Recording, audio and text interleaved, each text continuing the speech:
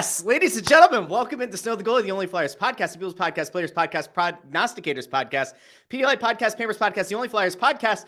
We are joyful, we are excited, and why? Why are we so excited this week? Because it is the first time that we have done an episode that we've been removed from the firing of Chuck Fletcher. That's right, he's gone.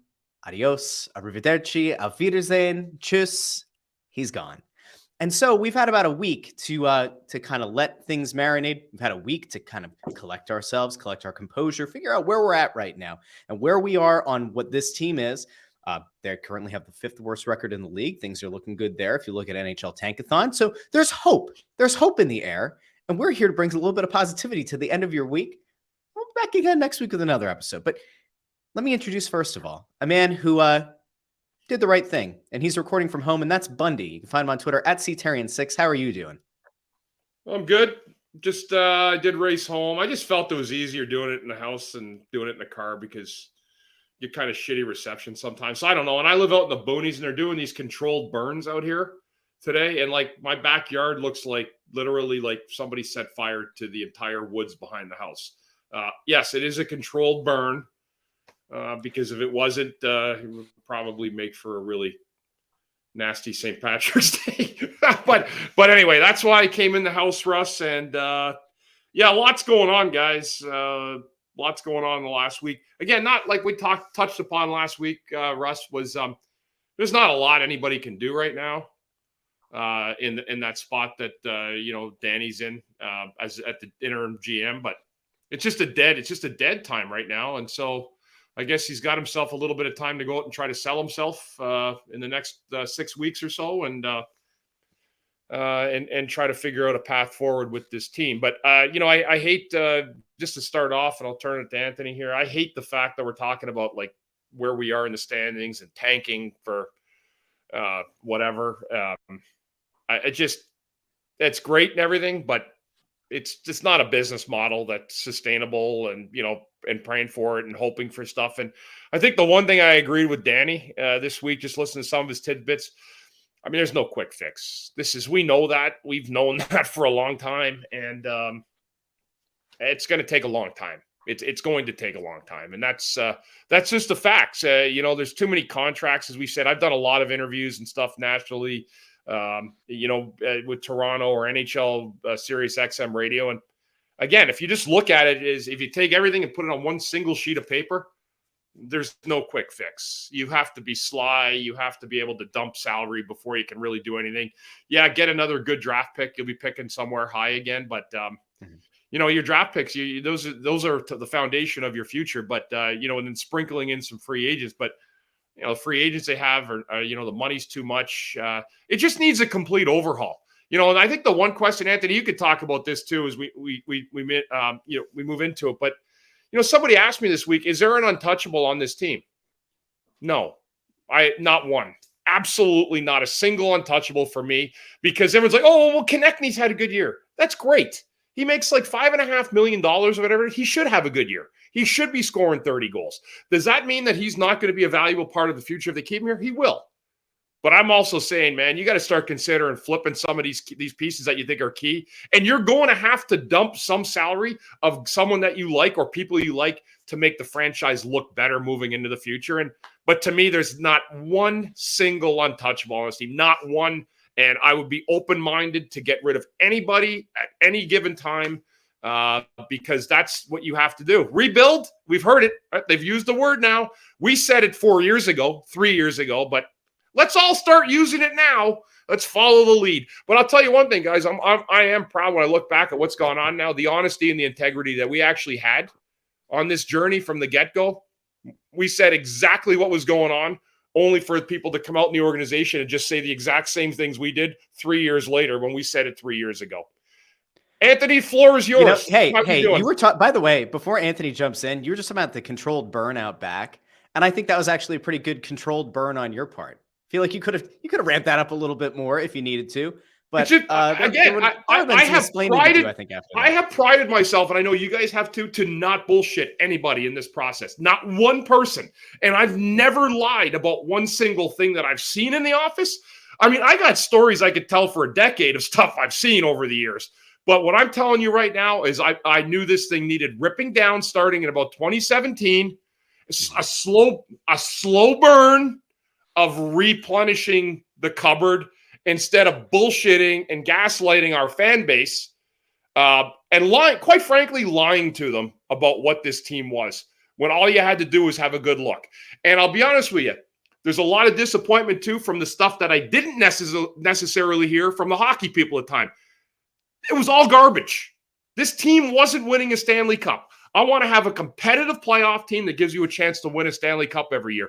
They were still selling that, but that was not the reality. So I'm most proud that I was honest with integrity to the fans, and I think that we built a pretty strong legacy on this show of being the most truthful people involved in perhaps the Philadelphia market for telling things how they are. And I still will never, ever let people down with that as long as I'm covering hockey for, I don't know, maybe I'll get burned out one of these days. But I'm not there. I'm not there today. And that's why I'm still on here with you guys. Hi, Anthony. You mentioned telling the truth. So let's go to the soothsayer here in the middle. On his way back from Florida. Just kidding. He's been back for a little bit. Anthony, who's on his way home, and maybe we'll sit down at his desk at some point here during the episode. He's in the car, so I'll go back and try to clean up his audio as best we can. So those of you who are watching on YouTube, by the way, youtube.com/@Snow the Goalie. We have our own channel now. We're still putting the show out through the Crossing Broad channel, although over time we're going to be phasing that out. So if you're watching on the Crossing Broad YouTube channel, thank you for watching. Go over to Snow the Goalie's YouTube channel, subscribe there, has our logo. You'll see it. All right, let's go to Anthony on the road. Anthony, do you have the traffics on the 8s? Thanks, Russ. No, I'm literally 5 minutes from not even. I'm less than 5 minutes from the house, so this will be a quick in the car moment. But yeah, I mean, I'm. This is the first time you guys are hearing from me, I guess, on the show since the firing because I was down at spring training. But yeah, I can't disagree with anything Bundy really said. He's been spot on with this.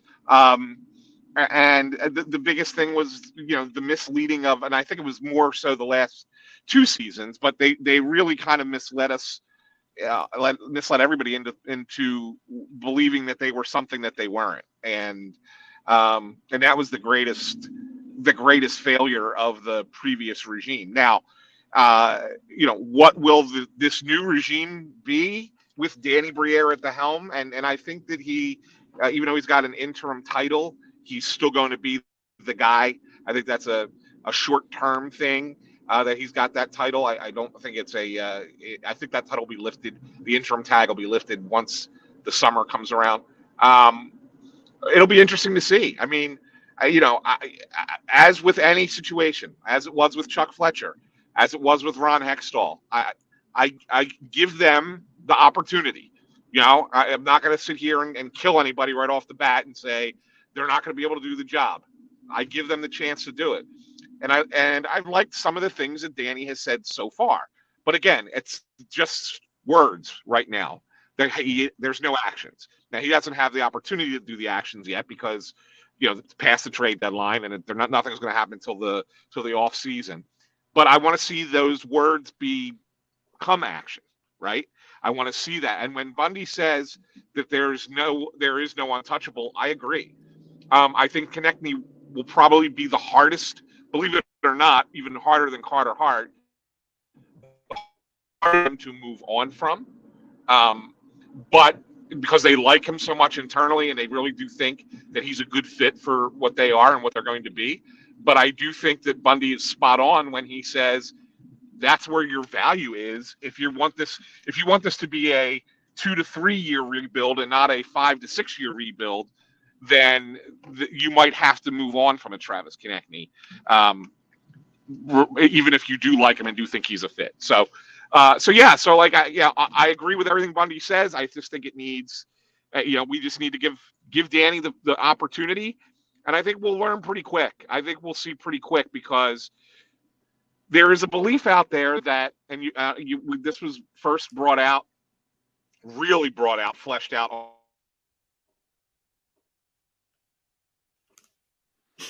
There he goes. There he goes. I think he's Look at sitting in that his freeze. driveway. I know. I think he's sitting in his driveway. Up there he is. All right, go ahead. Are you back? Yeah, well, that's it. I just pulled up. So I All guess right, well then you hold your point until you get in the house, and then I don't have to do as much editing. Okay, go. So I'm gonna drop you off. You come back on. Okay. Hey, there's one thing, Bundy, that I think is really important that we touch on here. All right, with the people. So Danny Briere, you've been pretty consistent on this, and I feel like you're probably going to remain consistent on this point. A few months ago, when we talked about, hey, now's the time to get rid of Chuck. We've been saying it for over 18 months, but whatever. About, I don't know, 3-4 months ago, we talked about, hey, what do you do if you move on from Chuck? What does the rest of the front office look like? Can you keep any of these people here, or do they all have to go? And one of the things that you were most consistent on, which I think kind of rattled the cage of some people at some points, was everyone has to go. Whether that's in the season or that's in the offseason, everybody who was associated with Chuck's front office has to go. Anthony eventually came around to that idea as well, saying, even if there are people in the analytics department that you like, even if you like Danny Briere, everyone's got to go. It's got to be a fire sale. Like the whole thing has to get cleared out. And your point consistently had been, we don't know, and we have not heard if any of the other front office people had stood in opposition to what Chuck Fletcher was doing and how he was building the team, the contracts that he gave out, the assets that he traded, the assets he traded for Rasmus Ristolainen, the extension that he then gave to Ristolainen, the 8-year contract he gave to Travis Sanheim. Yeah. When you put all those things together, consistently, you have said, Anthony has said, everybody has to go. Right now, it would appear as though Danny Briere is in place. Some of the national pundits say it's essentially a formality that he will be the GM going forward beyond this season. Do you still stand by what you said a few months ago, and I think have pretty consistently said up to this point, that everyone has to go? Or is there a bit of latitude? Do you extend a little bit of latitude to Danny now to see what he can do? Like, where do you fall on this now? Well, I think the one thing, I'll be honest with you, and you know what? You can call me a lot of things, but the one thing most people say is that I'm fair. So I reached out to Danny on Monday morning this week. I texted him. I forgot about the GM meetings. I said, hey, listen, I'm going to tell you the text. I basically said, listen, congratulations on the interim title. I said, I've been very critical about this team for about 3 years. I said, when I saw the thing, kind of the foundation breaking apart. And what I want out of that meeting is to just get on the same page with him. I want him to look me in the eyes and say, this is what I'm doing. He doesn't have to do that. He did text me back, said, absolutely, text me like next week. I want to sit down with you. So again, I'm basically looking at where the team's at right now, and knowing other ideas and people that may come in here. My biggest question will be to Danny is was there any way when Chuck gave out those deals? So we're talking about Ristolainen and Shanahans Deals specifically, Anthony. If I were in the office, though, maybe I'm just a belligerent asshole. Maybe that's just the way my makeup is. I would have been like, what the fuck are you doing? Like, what are we doing here? So, pardon the F word came out. It's been weeks. Every week you're like, I'm not going to do it. I'm not going to do it this week. I'm not going to fuck.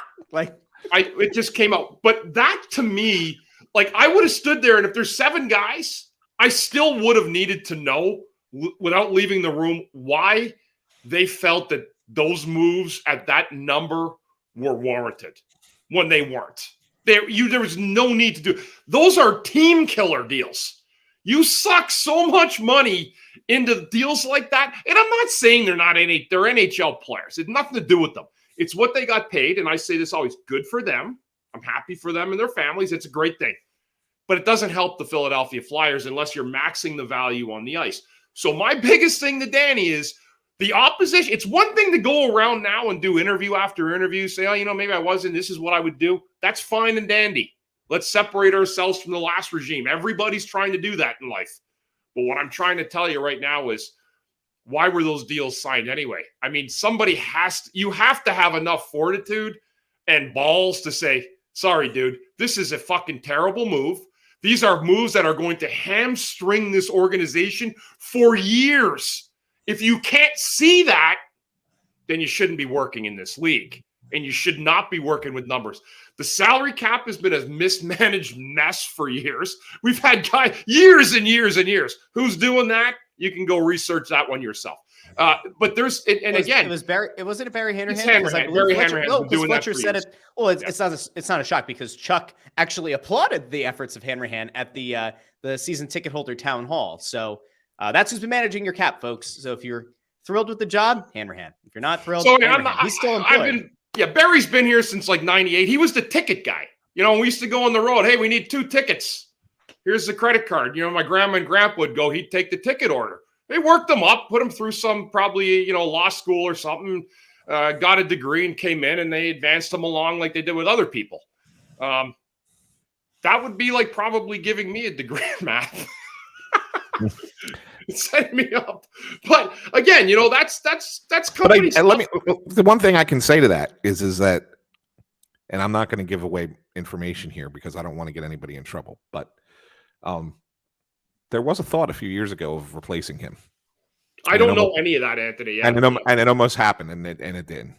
So, but I mean, keep in mind that Barry has been in charge of contracts and managing the cap since its institution in 2005.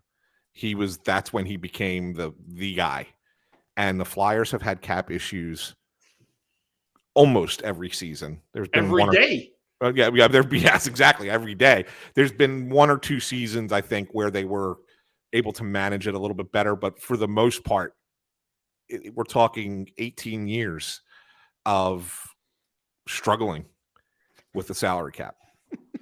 And so those are like whatever. Guys, I want that kind of job. Can I have a job where I work for 18 years, don't do a very good job, and my job is like totally safe and I get well compensated? Don't you have that job now?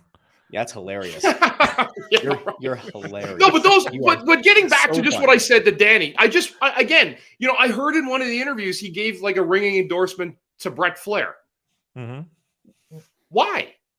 He's a Chuck guy. He was right next to Chuck. So these are questions, guys, that are just completely warranted. All right. So, I can't sit here and just go, oh, okay. Well, someone else said he's a good hockey guy. Well, I'm not going to just take the word for that. I want to know why. I want to get to know more about it. I know he does a lot of the draft stuff. There's going to be a reason to say like there's some draft capital. There's been pre-scouting that's gone on. But when I said when Chuck goes, so anybody hitched to him, that's what I'm saying at the time. He's been Chuck's guy his whole career, right, Anthony? And I question it too, Bundy, because he has been Chuck's guy even back to their days together in Minnesota. So I question it as well. The only thing I can say, and again, this is what I'm told. This is just what I hear, is that in the past 2 seasons, Brett Flair has been more in line with the thinking of Danny Briere, and that they need to tear it down and rebuild it.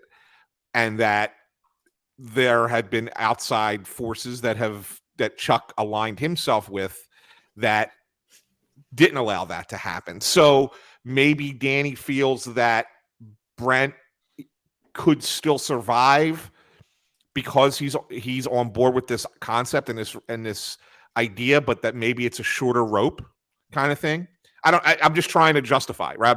I'm just trying to play devil's advocate here as to why would you consider keeping Brent Flair when he's been attached to Chuck for so long, that if in fact what I'm told is true, then maybe you kind of give him a little bit of an opportunity to see if that works, if his draft strategy works and kind of goes into the rebuild and it starts to work. But after a year or so, maybe it's not, and then you say, all right, this is just a bad idea. We'll move on. But that's the insanity. Like that really is the insanity of the entire situation, right? Like, that's what I was saying before I got out of the car, Russ. Yeah, unless you can objectively look at this and say, okay, the drafts have been totally stellar. Like we have found multiple guys in later rounds that are actually going to be contributors, and our top end guys that we managed to draft, and like Cutter Gauthier becomes like the next big thing. And you say, you know what, Brent was a huge part of that. And that's why we're going to keep him around, because we think that is where he excels. He's identified, he solely, or he largely was responsible with working on the scouts at identifying X, Y, Z. And these players are going to make their way onto this roster next year or in the next 2 years. And we are 100% convinced of it. That's the only way to do it, because otherwise you sit back and you just go, this feels like that kind of incestuous, that network thing. The pieces might be a little bit different, but the network's still in place. You haven't really done a whole lot to change things over. It's akin, funny enough, how many times have I compared Chuck Fletcher to Brian Colangelo? It is a similar thing as what happened when Colangelo was removed from power. Elton Brand took over, and you said, all right, well, they didn't really change anything. It's just kind of like his understudy is now taking over the gig. I don't know if he's ready for it. And everybody else who still surrounds him was here with the last guy. So difference, Colangelo actually built like a pretty okay team. Fletcher did not. I think it's hard because this team has done the right thing. Organization's done the right thing in moving on from Chuck, who the fans hated and kind of blamed for all of this. But like you've managed to kind of push them off for a little bit. You've held off the fans for a bit. But what will end up happening is if you keep these people in place and it doesn't go well, you're just opening yourself up for further criticism. Danny would be smarter to say, if this is his job, I respect what Brett Flair did. I really do. And I respect what some of these scouts did, but we need new people in here. We need new voices. That's how he buys himself a 3-year window from the fans. You keep these other people around and things don't turn around, things don't go, a whole hell of a lot better next year. Then all of a sudden it just looks like Danny has really undercut himself, because automatically the fans are going to say, well, you didn't make any changes. Like, this is on you, Home Slice. Yeah. That's it. So when you see Friedman, and this is what I was about to talk about when I cut out in the driveway. When Friedman, and we just lost Russ, when Friedman reports Bundy that there were people in the Flyers front office who would send messages around. Yeah, that's the best. That's right? Unbelievable. And saying this was not our call. This was not my call. I did not approve of this. This isn't me. First of all, it shows just how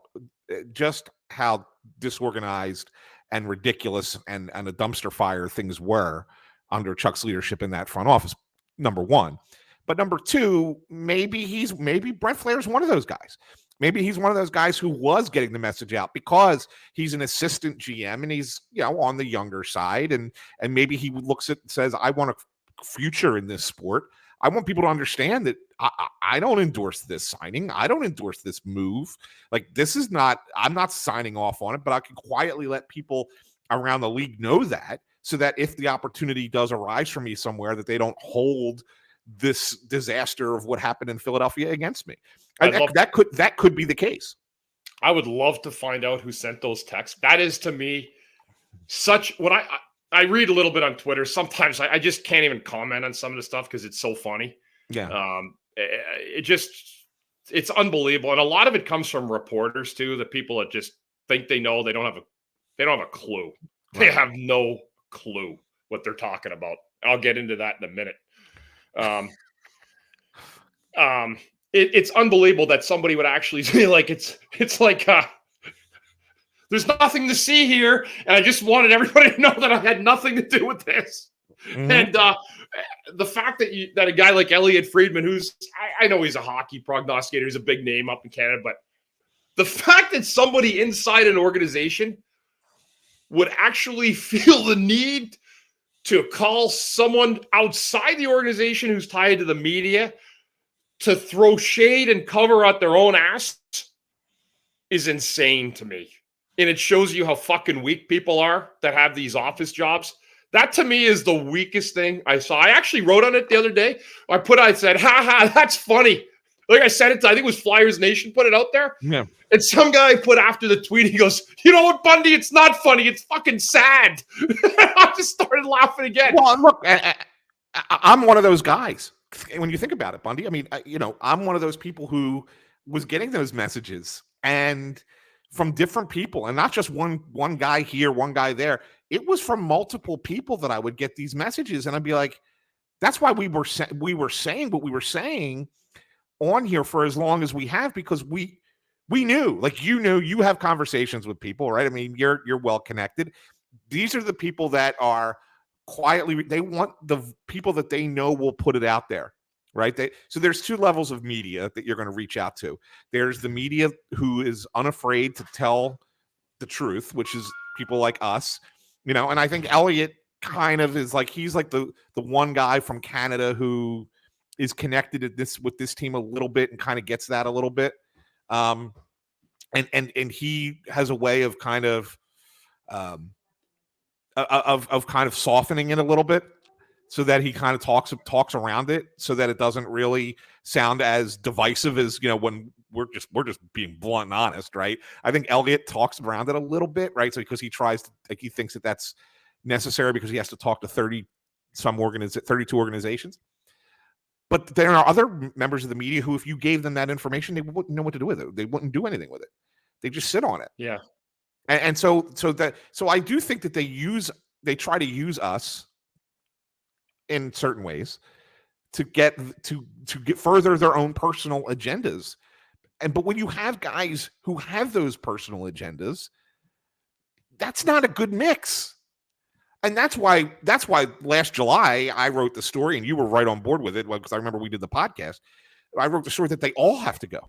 Like, every person in the front office should be gone, and a whole new group, that no one should keep their job. And so that's why I think, you can't have people trying to undermine what you're doing for their own personal gain. It just can't happen. And that's what's sad. That's what's ridiculous. And we can laugh about it because it's like a sports soap opera, right? So it's entertaining in some capacity. But in the reality of the situation, it's bad. It's just bad for business. And so, yeah, you're right. If it ends up being that this is it, and the changes are not much more than just this, maybe you bring in a president from outside, but the rest of the people are staying in place. That's not good. That's still not good enough. All right, I want to spitball really quick, Anthony, while Russ is off. But actually, just a couple names mentioned with hockey ops that we've heard. I don't know any truth to them, but one of them is a good friend of mine, former teammate Robert Esch. Yeah, who did an amazing job in Utica. It's a great story. He went back there, was out of hockey, and he said, I really believe that this model can work here. It has before. So he did some really unique things in a minor league market. He, of course, knows Danny from his days in Phoenix, in Arizona. I like Robert Esch a lot. And I think he brings a nice energy to the organization. So that's just a name that's been spitballing out there. Shane Doan again. I'm a little bit more leery of a guy like that was with one organization out there. It'd be like me having been like a prominent, or I'm not saying I am, and then going to work for another organization for a long time when I was in one organization for so long, right? Sure. It's just a weird dynamic. Like, there's been no tie to Philly, and that's okay. Like, you don't have to have played in Philly, but I would think Donor probably likes the desert a little bit. Mm-hmm. And there are good names. There are good, some good names attached. So Danny's got some stuff, and I agree with you, Anthony, from the standpoint of like what else is happening? Is more moves happening at the end of the year? The one thing I do want to mention, I touched on it a few minutes ago. I'm not really in the business of defending anybody, but I'm going to, but I am in the business of second chances. One thing that's really bothered me lately, I wrote some little woke article the other day about Bob Clark and Paul Holmgren. And I'm tired of defending Paul and Bob, but I'm going to finally tell the story. All right, Charlie O'Connor wrote an article the other day basically trashing Paul and Bob. By the way, most people in the industry now have jobs because of guys like that. And, that were part of the lineage of starting up, the Philadelphia Flyers is Bob Clark. Those guys, and this, and if the fans hear this, I want them to understand it for the last time. They should be allowed to go and walk into the skate zone whenever they want without knocking on a door, okay? The decisions that were made in the office were made by Chuck and his guys. Paul and Bob had no say whatsoever in any move that was made, in any transaction that was made, in any number put on a contract, in any way, shape, or form. They are mentors of the organization that every organization should be blessed to have. I played here for a long time for Bob Clark. We're not best of friends, just in case everybody wants to know. If he probably asked him my name, he'd be like, oh, yeah, I remember he played for me back in the 90s and 2000s. Paul Holmgren has been a good friend who's helped me personally at a time when I needed it many, many years ago. I think both guys have been terrific general managers. I do think they understand the game is changing, but they don't have any say in anything that goes on in the hockey office. So when I read some little woke ass take that these guys have to be changed, they have to be booted out, and they're no longer this, they have to change that brigade. No, they're figureheads. They've been guys that have been here and meaningful to players, to the fans, and to this city. So until you really know what you're talking about, shut your mouth. Shut your mouth until you really know what the innings, the ongoings and the inner workings of a professional hockey team look like and what the lineage of that team looks like. They should be blessed that Bob Clark and Paul Holmgren care enough to stick around and go in there and be figureheads. There's a rebuild going on with this team, and the more love we get from our alumni and from the legendary players that played here, it's the most one of the most valuable tools an organization can have. Yeah, and I've said this, and you're spot on, and it's important to understand what their role is, and so it's good that you say what you said. They were not involved in any way, shape, or form None in the day-to-day. None whatsoever. Zero. They had zero responsibility with the players that are brought in here, with the contracts that were being given out, the trades that were being made, the draft picks. Are they in the room? Are they around? Yes, because they're part of it. They're part of the fabric, right? That's what they've been. Where they've had their influence, and this is the one spot that's been, I think that it needs to be clarified. Where they've had their influence is on who's in the management positions and who's in those spots, more from a perspective of who do we want to be the people responsible for this franchise, right? And I think that that's where Bob and Paul have had a far greater influence over the years, even since their retirement. Like, look, Paul got his gig because Bob retired.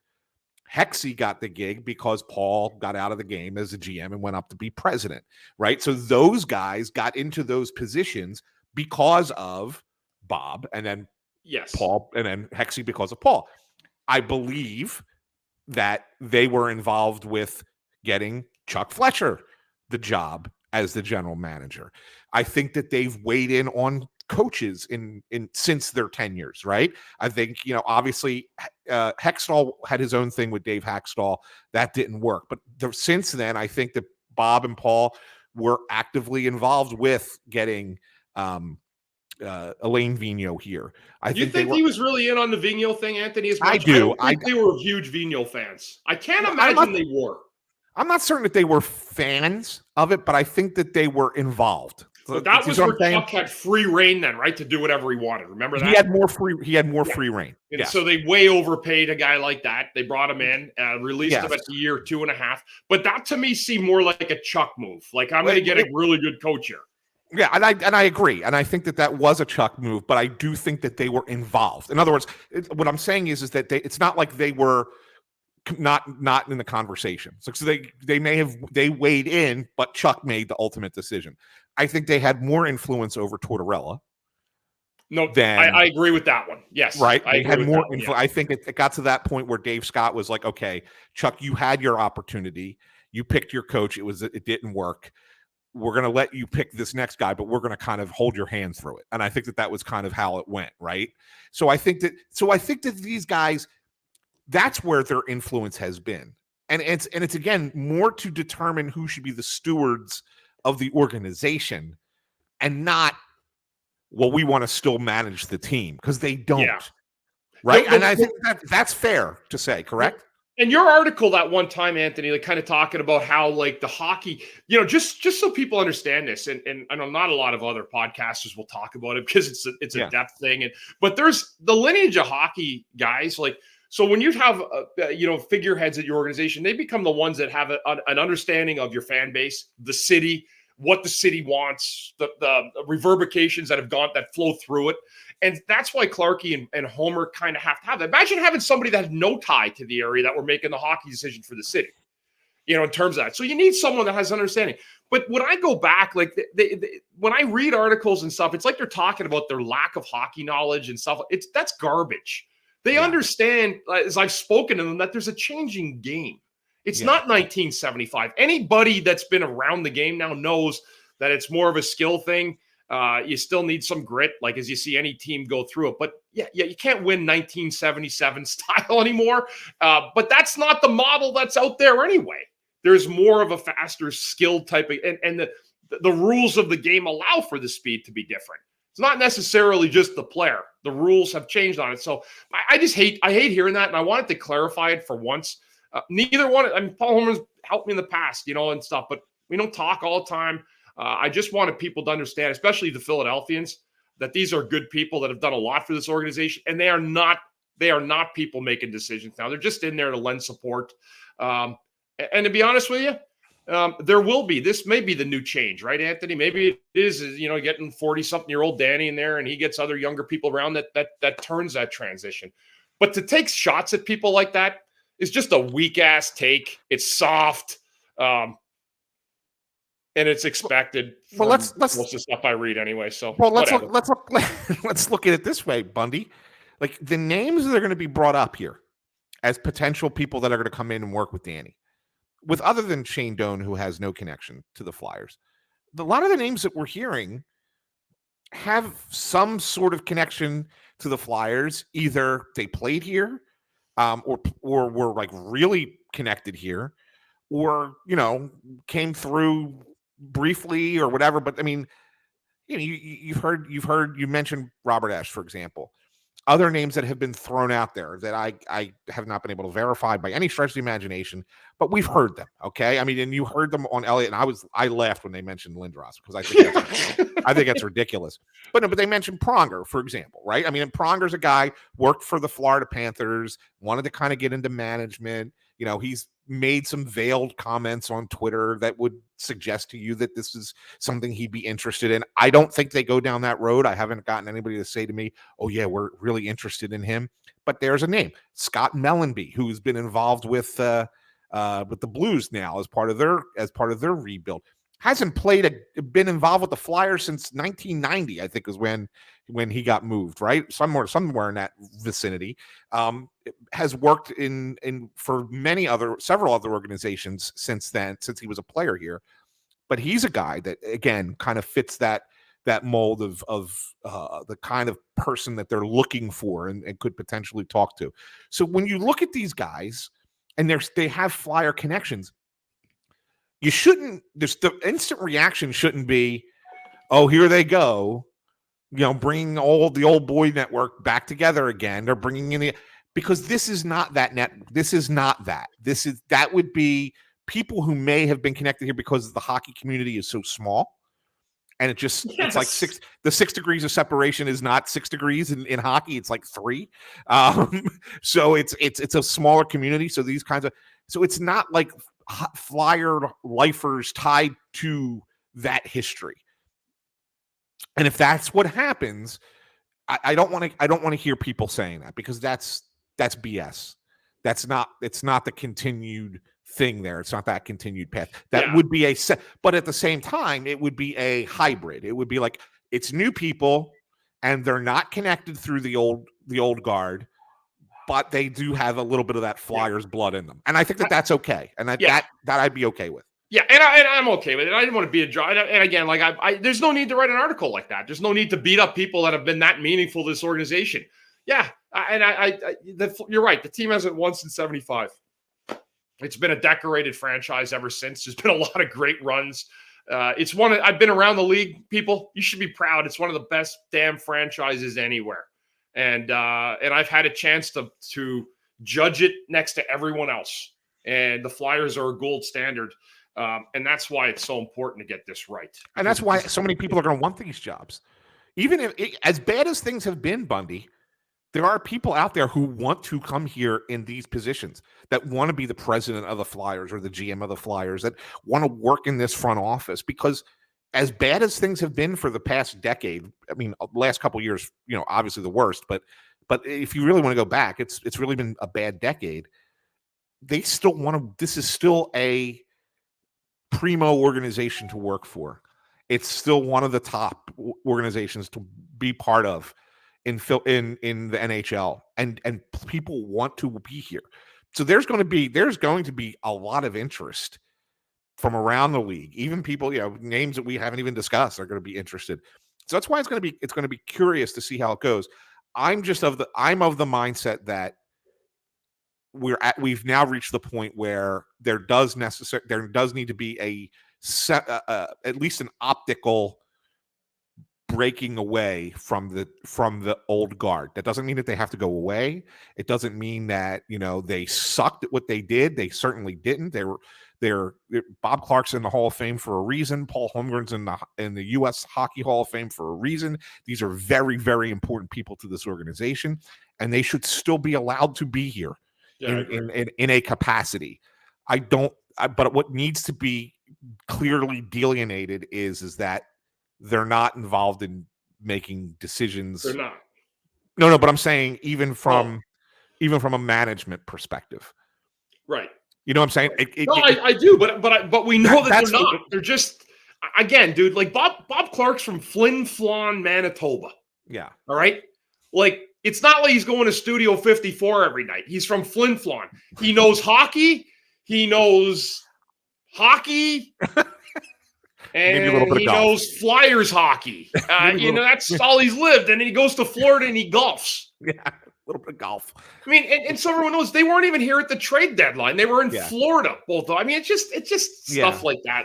Anyway, I'm not here to defend him anymore. I just wanted people to understand that they've been good ambassadors for this team. And that's what they need. That's what I think is the most important thing the best word you could have used right there is ambassadors. Yeah. And I want people to know that. And I have zero problem with them remaining ambassadors to the Flyers. I think that's a totally good thing to have.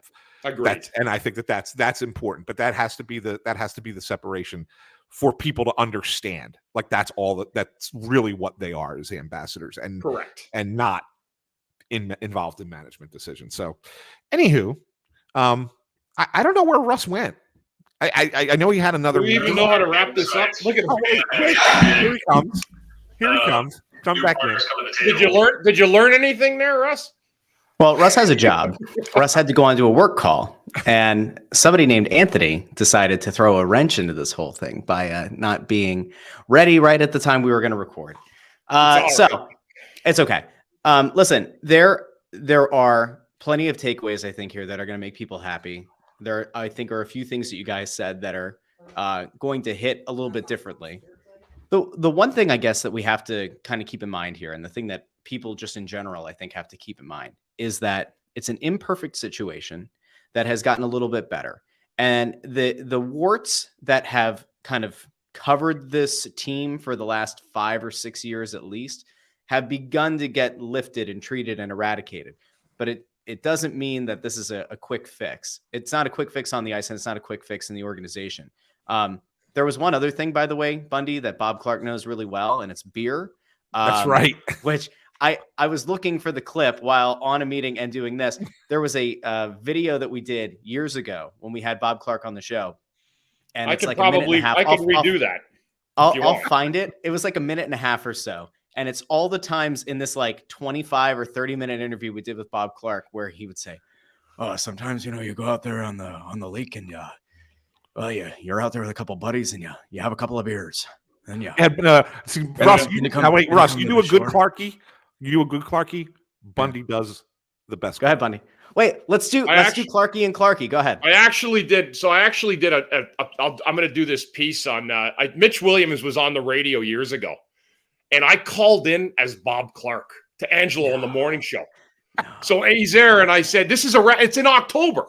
And I saw here, I'll do the best I can. I said, Angelo, I just wanted you to know that I'm a huge fan of Mitch Williams. And so is my whole family in Flin Flon.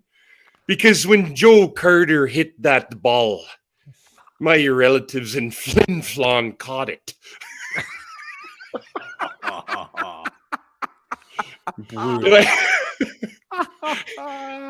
And yes, Russ, we take beer to the lake and drink lots of it in Flin Flon on cold Friday winter nights. Go home and open That's how I made the NHL a priority to me. Guy in beer league scores a goal, you tap him on the ass, you tell him a good job, you pound his ass, give him a good beer. All right, anyway, we I think that might be A Yeah. good place to end as we think about Bob Clark. Hey, but we have two- Austin, Did you guys? You know what's funny though, Anthony? Anthony? I got to get it from Saunders. You guys don't. I don't know if I've ever told you this story, but do you know the one time where I actually asked for Billy Barber to do an interview when I was on radio? Yeah, I don't know if you know the story, but I got to get the tape.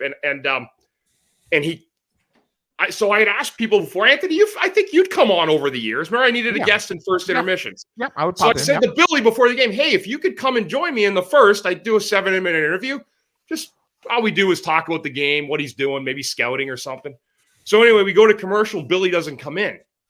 And I'm like, oh, man. I'm like, this is raw. I got to go find somebody. We didn't have time. And I got 7 minutes. Tim Saunders ain't there. So I'm like, you know what? The hell with it. I'm going to interview Billy anyway. So I interviewed myself, and I was Billy and myself. And then, one of the questions was, I think I asked, they said, Billy, tell me a little bit about me when I played for you.